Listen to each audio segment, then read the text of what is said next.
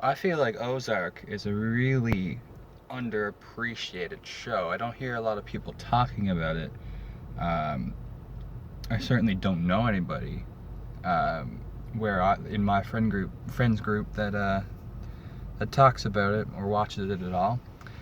Um,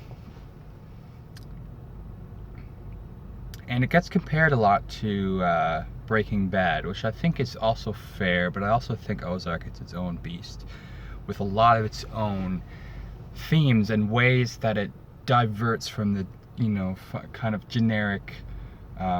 It's not a carbon copy of Breaking Bad by any means, and there are specific scenes that I think of that kind of highlights this. In Breaking Bad, it takes a lot of episodes, a few seasons, um, and this is just a specific example, but I think it encapsulates kind of like the different path that Ozark is taking. That being, in Breaking Bad, we all know who Walter White is. We know he is a criminal. We know he is a bad dude from pretty early on, and we watch his sort of um,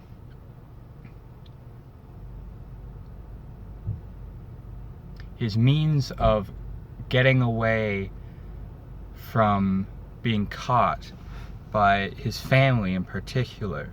Skylar doesn't find out what he is. His son doesn't find out what he is. I don't think his son ever does. Maybe he does. It's been a while. But if he did, I don't think it was till like the last season. And still then, he had a very vague sense of what his father did. But Skylar didn't know until it was a few seasons. And interestingly enough, I think in Ozark, I think it was episode 2 of the first season. I might be wrong. It's been a year since I've watched it. Season 2 just started airing. Just the episode started. It was put up on Netflix. I think it was episode 2 where, okay, so we know Marty is involved with some very shady stuff, and we know like that he is a money launderer for a cartel from the first episode, and that's fine. And then you think, okay, so his wife is in on it. His wife knows, but their children aren't going to know. It's going to be a whole plot that they have to pretend to be just normal family, like a normal family in front of their children, so that they don't reveal themselves to their children in order to keep them innocent or whatever, keep them away from that sort of stuff. And then they move into the Ozarks, and then the daughter asks, Mom, what's going on? And then she's just like, your father is a money launderer for a Mexican cartel. And just it was such a breath of fresh air in a way, because you're thinking to yourself, okay, I know what I'm going to. I expect something from this show. I expect the plot line of trying to disguise yourself, being in this business. Marty's gonna do everything he can to remain anonymous. But then that happens, and just throws the whole thing for a loop. And there's so many interesting characters, but they all feel, and they're all going through their own specific storyline and their specific progression as characters, but they're all connected. Ruth is a very interesting character, probably my favorite, and I love her. Just her kind of attitude and her values. It's really interesting to watch, especially her relationship with her father with her uncle, I believe it was her uncle Russ, and then with characters like Wyatt, I think was the younger fellow with the long hair. He has long hair in everything that he acts in. I don't know. Recently watched Sharp Objects, and he was in that. Or actually, no, he was in Castle Rock. He was only for like an episode or something. But yeah, and then there's the detective, which he's just a whole other interesting package that you just get to unravel. You know, this really just mysterious, just like really this kind of person whose morals you just can't understand. But you do understand that he's the kind of person who will do anything to win a case, you know, to find out, to do his job, he'll do anything. But all of these characters, and then there's Rachel, I think her name is, they have their own progressions, but they all relate to Marty and Wendy, and what they're doing.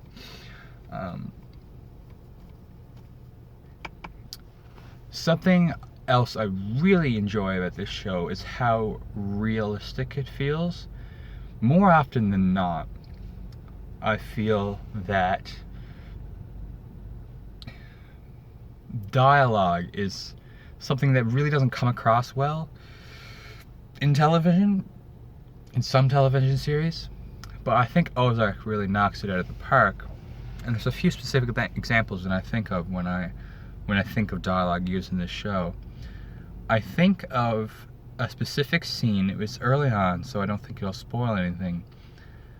But Marty, I think it was in episode 1, but Marty is asking a friend of his, an associate who kind of like fixes his problems, sort of things. And he's talking about, oh my god, this scene gave me chills. He's talking about a specific way to get out of his problem that he has with, I don't remember his name, the main baddie from season 1. And I don't want to say what it was, but he's in his car and he's on the phone with this friend, and he's talking about, you know, if he does this thing, I'm trying to be as vague as possible. And if you watch the show, you should know exactly what I'm talking about. If he does this certain thing, this is very drastic and very, he's asking this friend what percentage of a chance he has of it being successful. And given the context of what he's talking about and Jason Bateman's performance, it makes the scene so very powerful.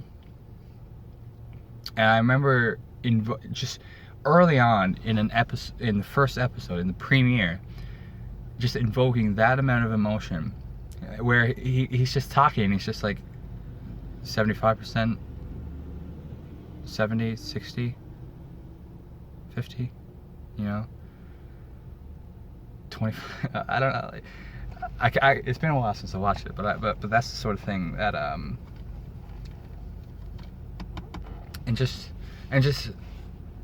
that's the only specific. I know that doesn't really make sense because I'm trying to be as vague as possible, but dialogue in that instance and in so many other instances throughout the show seems so just real, and Marty is such an interesting and realistic character that I really admire the writers for portraying all these characters in a way that isn't melodramatic, that isn't, because a lot of shows, they write dialogue as if somebody is writing that dialogue. You know, there's kind of a barrier. You can kind of sense that this is like a play and that people are speaking in speeches, right? Which is really difficult to swallow as a viewer. It gets really tiring after a while, and it really takes away the sense of urgency, because you kind of think of like, okay, this is a soap opera. This is a play that I'm watching. This is like, they're trying to be artistic and Shakespearean in a way, when people don't talk like that in real life. A show that's really guilty of that is The Walking Dead. Every character has to have a scene where they talk. They give this big speech about what it means to live, what it means to survive, and it's season after season, episode after episode. It's kind of more of the same, rehashed kind of. Let's be as artistic as we can in speaking, in giving our characters dialogue, and it's really just unrealistic, and it's a lot of noise right now, but it's really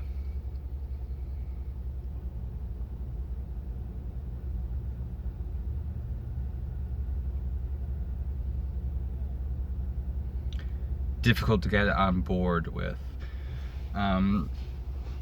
Something to be said about Ozark too, and I haven't watched the second season yet, but that show hooked me from the first 10 minutes, and I often have difficulty starting shows. It's a bit difficult for me to watch one episode and have it completely hook me and it completely emotionally invested. And a show hasn't quite done that in a while for me, in the same way that Ozark had. It opens up in a way that is so intriguing and just makes you question what the fuck is going on. Specifically, I'm thinking of you got this businessman, this really professional man in Marty Bird, and you get this first glimpse of him, and he's in a business meeting or something, or he's talking with an associate, and he's just watching porn on his tablet or his phone, whatever. And you're like, are you, like, so many questions race into your mind, like, what the fuck what's happening? Is this person, is the protagonist we're watching here like a weird pervert kind of weird like weirdo? I don't know. It makes you ask all those questions, and slowly, you know, you get glimpses of who this person is that we're dealing with.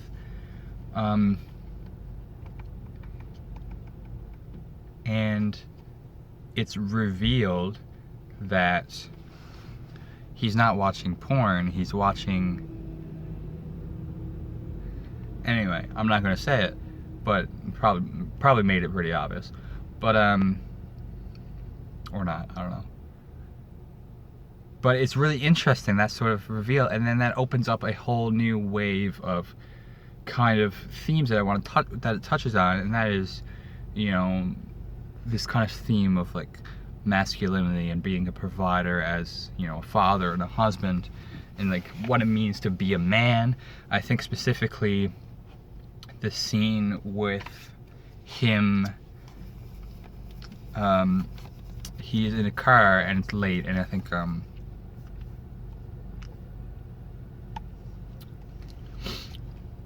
there's a scene where a prostitute comes into his car and starts talking like, you know, the kind of thing that he fantasizes about, and it's really not. It is sexual in matter, but it's more so about being respected as, you know, a provider, and being, you know, not sort of getting that respect from his wife. That's the way he feels, in the sort of way that, you know, he works day in, day out to make this money. He goes out of his way to provide for his family, you know, going through this sketchy thing with the deal with his the big baddie from season 1. And another thing to talk about realistic dialogue. I really like in episode 1 too, where I can't remember his name at all, but the big baddie. I keep saying that, but he comes in. It's our first real introduction to him, and he comes in and he's talking to Marty and Marty's friend, his business partner. That he's kind of a family friend, and this antagonist comes in and he starts threatening him and talking in that sort of like preachy, like speechy way, and Marty just shuts that down. She's just like, okay, you're kind of overdoing it here. You're trying to be like a cowboy, talking us down with these threats, and it's just realistic, He's just like calling out that kind of bullshit that like, you're putting on a facade here. This isn't real. And then, of course, antagonist does something to show that he is real, and that's how that progresses. But yeah, a specific scene that opens up with opening up these themes of Marty feeling, I guess, emasculated in a way, and kind of not respected in the way that he feels, especially with how much that he does in order to provide. And that's sort of, really is similar to a lot of the themes in Breaking Bad too. But again, it's approached in such a different way that makes it so interesting. And the show has such a dark undertone to it. Not only with the setting of this Ozarks, with this very like mysterious, haunting kind of town that they're living in, but just a sense that everybody seems to have a secret. Everybody has something inside of them, whether it's bred from living in this town or something completely else, but something very dark inside of everybody, and you kind of slowly get to understand where that originated from, what that's coming from. Yeah, so tonally, in terms of tone, it's a really dark show, and there's a lot of violence, and there's a lot of brutality, and you have to make sure that you are comfortable with that level of dark humor, dark drama. So I think I spoke on everything that I wanted to cover. This isn't really a review, it was more so just talking about the series, giving my thoughts on it, and just recommending it. I seriously recommend this show. I don't know how season 2 is going to go. It's been on Netflix for a few days. I just haven't got around with it with other shows I'm watching. I'm watching Westworld, watching Castle Rock. I just finished Sharp Objects, and Better Call Saul. I'm way too many shows. Well, not enough. And it depends on how you look at it. But yeah, so Ozark I think is a really special gem, especially in season. So I can't say season 2 might be terrible. I have no idea. But it's a special gem that I think not enough people are talking about. There's nothing I can see anyway. So I wanted to make sure that it kind of gets the or something. I really hope that it gets the audience that I think it really deserves. So yeah, really interesting show. I think you should definitely check it out. It's on Netflix. There's 10 episodes per season, I think. And it's really an easy binge. I think I sat down and watched it in probably like a week. So yeah, definitely check it out.